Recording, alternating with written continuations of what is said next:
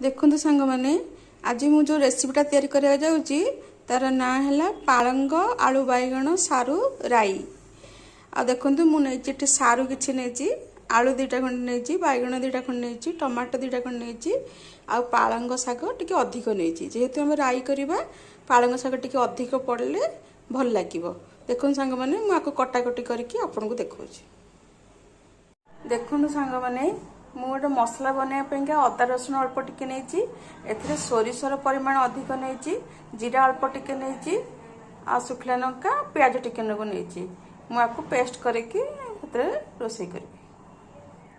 जय Jagannath friends, welcome back to Nirupama की दुनिया journey from heaven to hell. Song मैंने आज मु गोटे पालंग शागर गोटे रेसिपी आपण मानक करके देखी ता ना है पालंग शाग राई।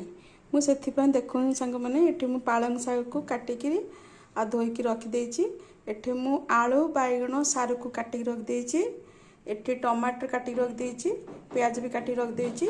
आउ एठी मु अदा रसुण जीरा सोरिष शुखला लंकार गोटे पेस्टा बनईची। आपण मान देखंतु तापर मु केमिति पालंग शाग राई करूची। देखु सांग मैंने मु वर्तमान एठी गैस रे हमर पैन बसेकी तेल को ऑलरेडी गरम कर देछि। आपण मान देखंतु तापर मु वर्तमान एठी ने प्याज पकेइ सेतिरे तेल रे।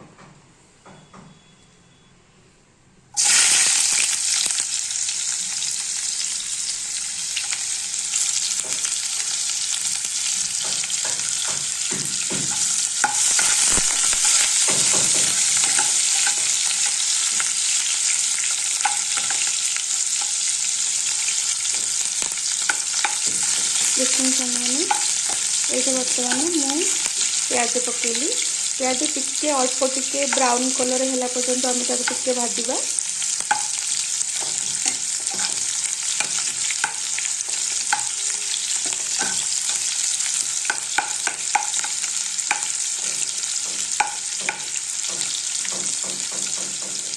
सांग मैंने यहाँ आमर पालंग शागर गोटे देसी रेसिपीटा आमर यहाँ आपन गरम भात सांगे खाईपारे मैंने रुटी सांगे भी खाईपारे कि गरम गरम खाइले भल लगे। जेकोसी राई हो कि तरकारी हो कि जहाँ हो सांग मैंने आपको गरम गरम खाइले पाटे को भल लगे।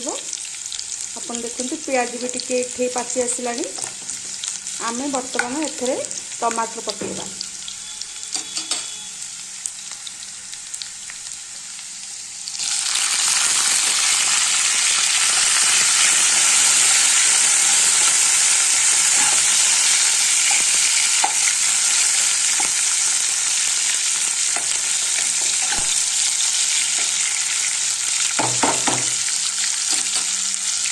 तापर सांग मैंने आम बर्तमान आम लुण हल्दी पकड़ा।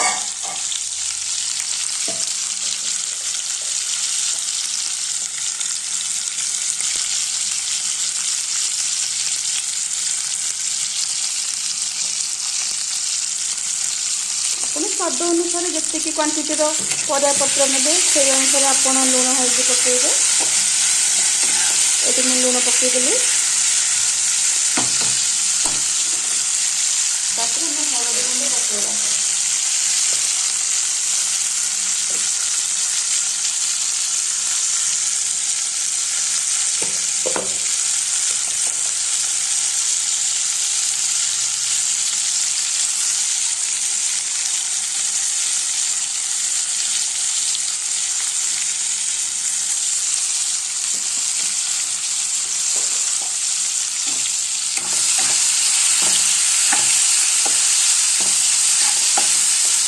मैंने ये टिके टमाटो टिके नरम हो आसला पर्यंत आम फ्राए करवा।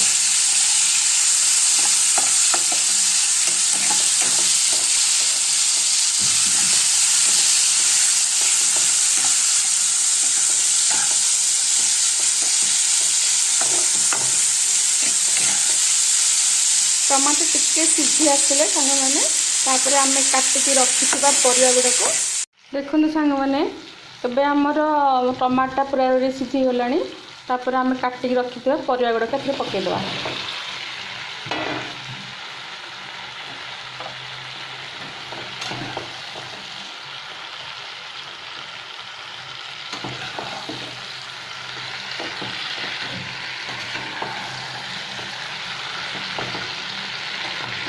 मुझे बाइगण आलू सारू नहीं आपन चाहिए आपन आखिर किंतु मुझे नहीं आपन चाहिए बड़ी भी भाजिकी आप पकई पारे किंतु मुझे प्लेन करुच्ची मोर शाग परिमाणटा मु अधिक नहीं आउ वेजिटेबल भी कम नहीं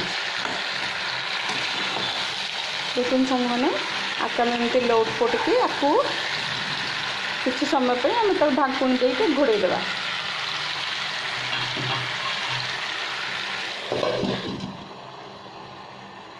मैंने 5 मिनट घोड़ेकी सांग मैंने मुझे देखुचे घोड़ेकी से सीझीगला आपको देखुँ सांग मैंने बर्तमान आमर परिया गुड़ाक सब सीझा अवस्था को आसीगला नरमी गला आम ए बाटिकी रखी बेसर को ये पकईबा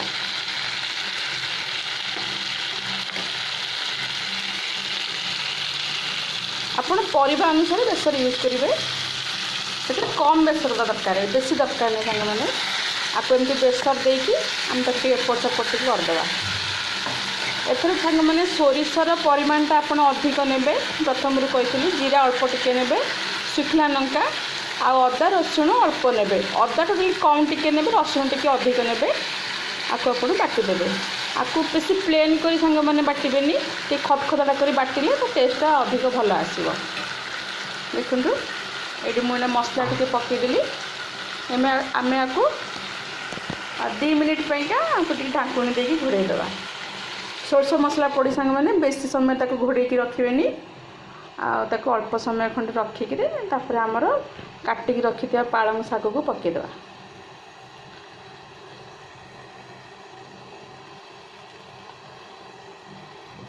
सांग देखो सांग मैंने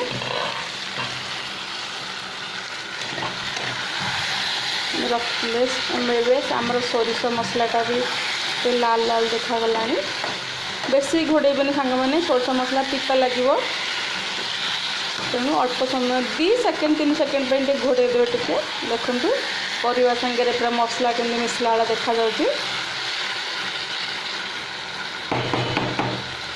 तापर आम काटिकी रखि पालंग शाग ए मिसेगा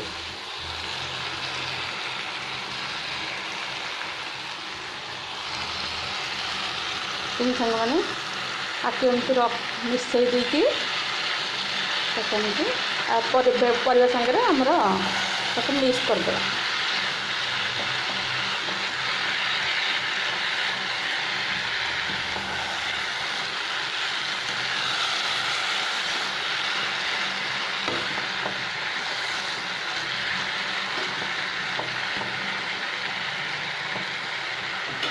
तो सांग मैंने आम आपको ढाकुणी देकी रखीदेवा मुझे आपन को यहाँ पूरा पूरी करी आर फाइनाल लुकटा आपको देखा देखो सांग मैंने एबे आमर पालंग शागर आई ऑलरेडी कंप्लीट सीझीगला हो गला आपण मैंने आपको गरम भात कि रुटी सहित खातु भल लगे आपण मैंने जानते पालंग शागटा आम आयरन भरपूर पिला माने समस्त को भी खाई पारे पार्टी बहुत भल लगे आ सांग मैंने आपण मैंने मो चैनल को लाइक शेयर एंड सब्सक्राइब करूँ मत टे आग को जावाई सपोर्ट करूँ मुझे रही जय जगन्नाथ ओम साईराम।